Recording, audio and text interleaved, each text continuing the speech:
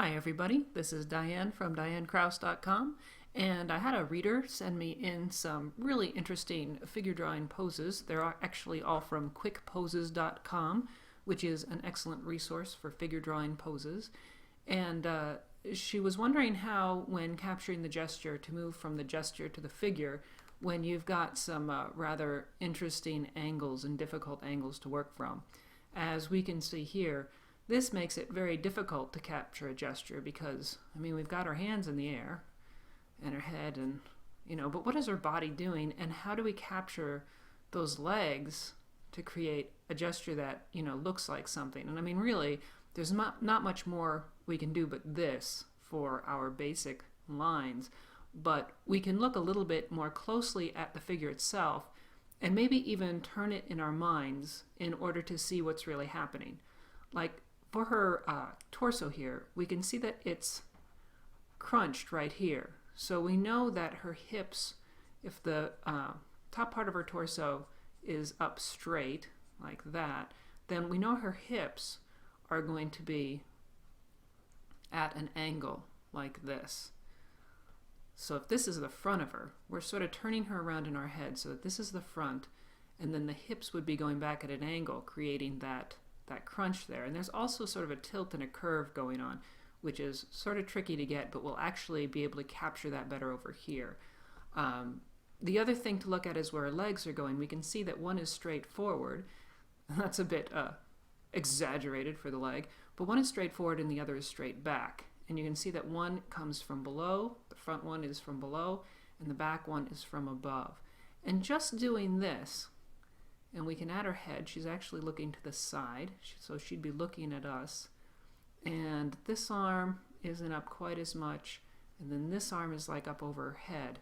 So if we were to move the camera around so that we were looking at her from this side, we would see more of this leap going on instead of this very difficult leap from the back. But what can we do with this gesture we have down already? We can start by just getting that upper torso in. And this is where using a box for the hips becomes very useful, because we can kind of see, it's hard to see on the black shorts there, but we've got this tilted box going on for her hips. And if we can just get that in like so, see a little bit on the side of her hips, see a good bit of the back of her hips, see a little of the base of her hips, which is really all thigh, and then that's the angle of the front. So she's got quite a twist going on here. And then let's see, her neck is here, and here's her head, and then one arm is going up, and look at how much this is creased here. That means that arm is really up and back. It's like behind her head. And then her hand, this arm is more, it's straight here. There's not as much of a crease, so we know it's not quite as flexed at the shoulder. And let's see, we want to get her hand near her head. So that would be like that. Now, what do we do with these legs? This is where your anatomy knowledge will come in handy, because we see this box for the hips, right? We know that the leg connects sort of in the lower third of the side of the box. This is where your femur would be. And what is this thing doing here? Her foot is going to be back behind her, right? And it's pointing towards us. So let's do her toes. And her heel is here. So somehow we need to get from the femur connecting to the hip to those toes. And that's where it's important to think about cross sections. Think about the roundness of her calf. And it almost goes behind her toes there.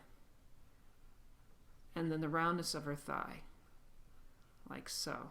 It's like working in cross sections. Some folks do coils, which helps.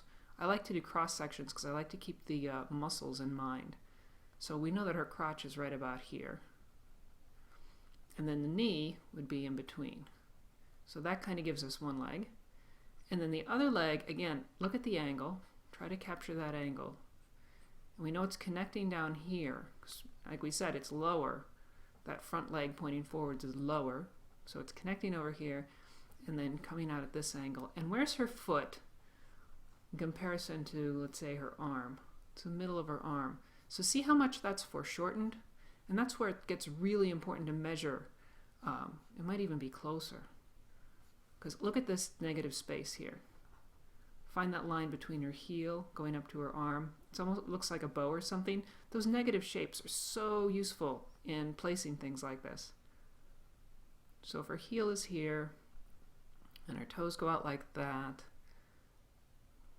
and then look for, again, that sort of cross section. So we know that her thigh is going to be like that. And then the calf kind of drops down a little bit here. And get that. Now again, this looks like a bit of a mess, so I'm going to stop talking and really quickly go over it and make a decent outline.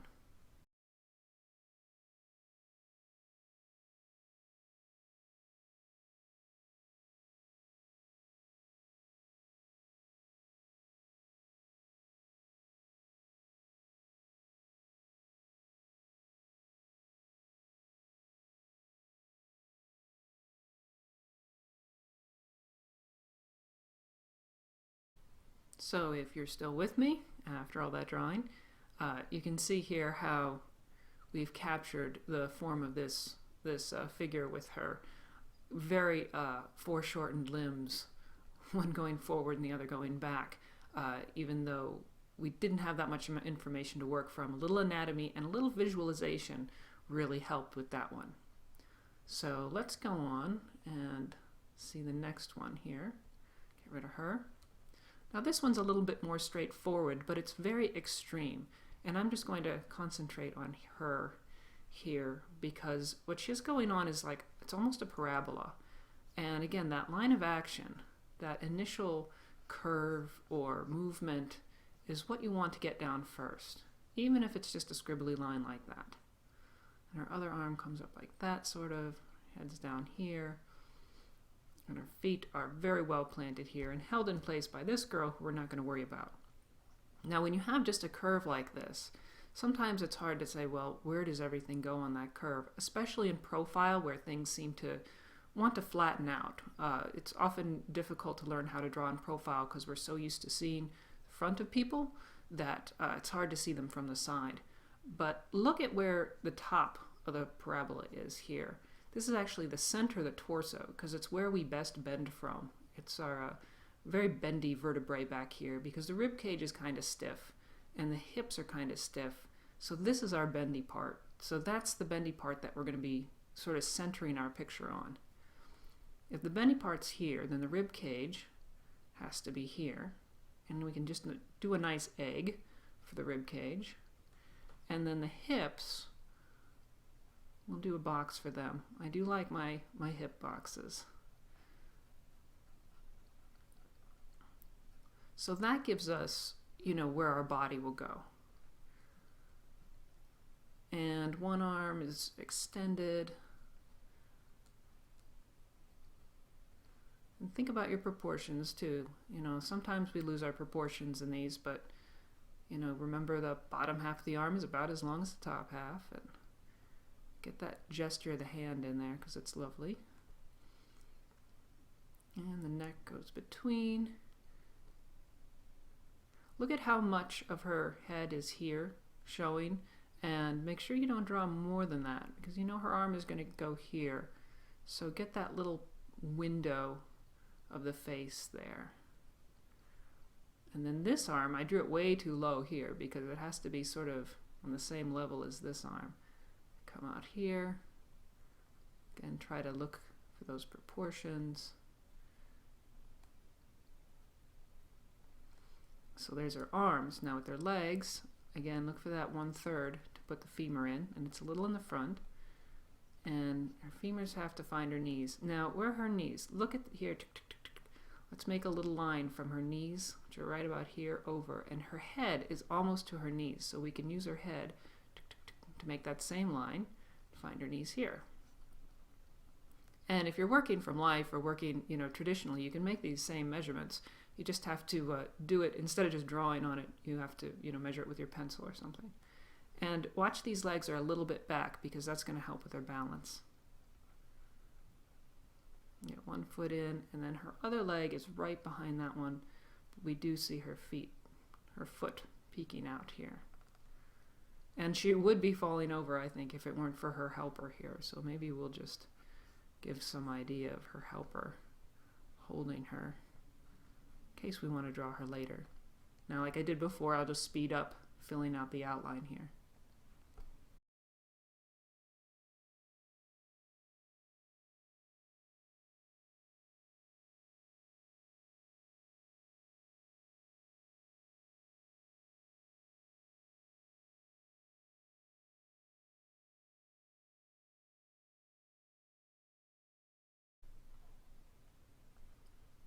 So there we go. And get a little bit of value on her here. Make sure those legs are filled out. Maybe a little bit more muscle in her legs.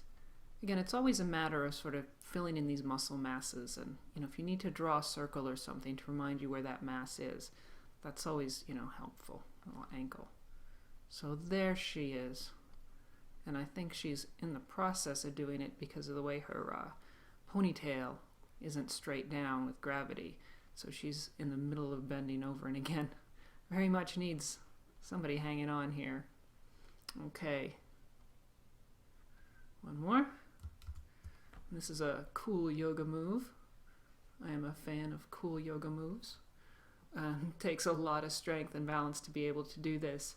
And often when we're working upside down, it gets very tricky to understand what's going on. But our main line of action is this flow here, from the head up to the foot.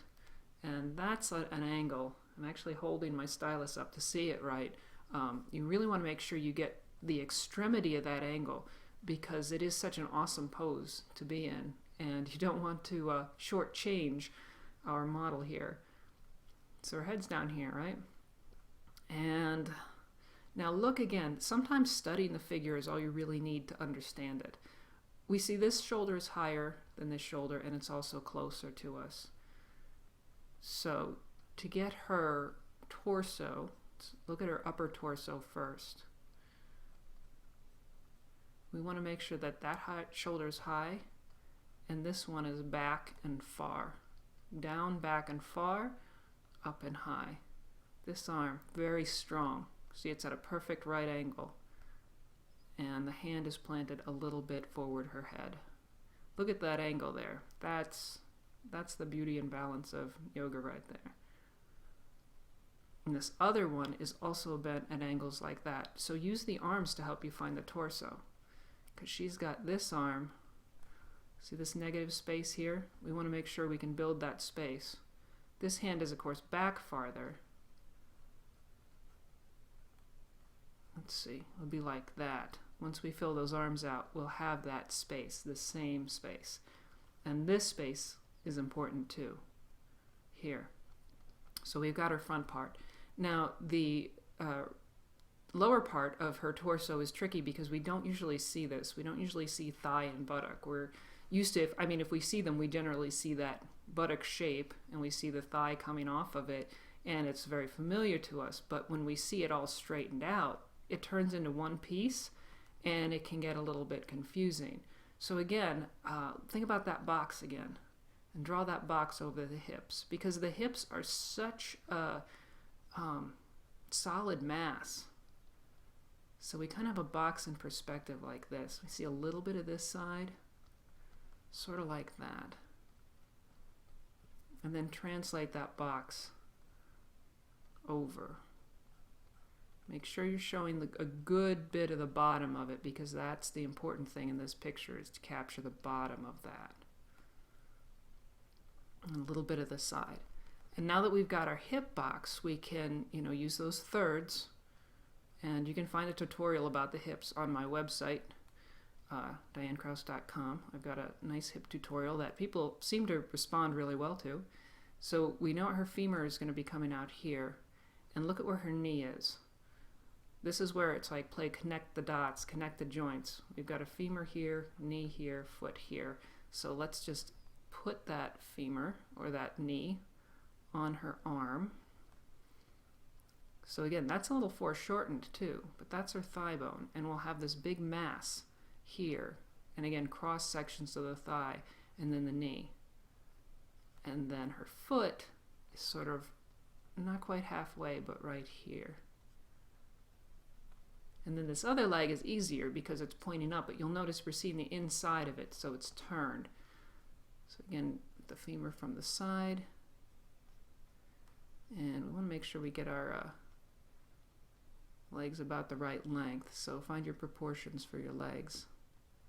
Or you can go up from the toe here, measure from the toe to the knee, the relationship there, and then extend upwards. And I don't know what her foot is doing up there, but it's probably doing something like that. Put in the mass here, put in the mass here, and like before, I'll just take a second here to fill out the outline for you.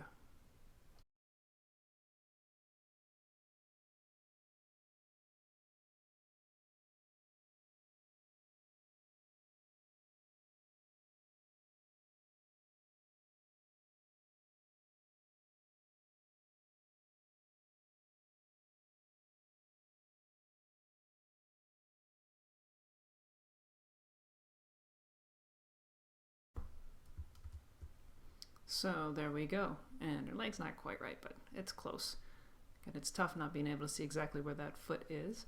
And again, once you have that gesture, you know, whatever your style is, you can use it to fill out the rest of the figure.